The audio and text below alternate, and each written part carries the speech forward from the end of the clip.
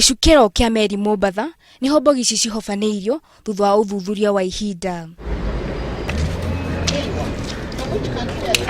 Kũringana na afitha wa rũhonge rwa kũngania magoti KRA Joseph Kaguru, mbogi iroimĩte China na Dubai ikuĩte indo ngũrani na ũrĩa irandĩkithĩtio. 21 containers were locally destined cargo. They were manifested for local use. 3 of the containers had milk powder disguised as flasks and sewing machines. Korwo indo icio nĩ ihĩtũkire gĩcukĩro-inĩ kĩu, thirikari ĩngĩteire ciringi mirioni 75. Fictitiously, the importers had used the names of horticultural farms, and as you are aware, horticultural farms don't pay taxes on most of their products, so basically they wanted to evade payment of those taxes. Kambuni nyene indo icio nĩ irathuthurio. Ngĩribotera Inooro TV, njĩtagwo Wangari wa Njoroge.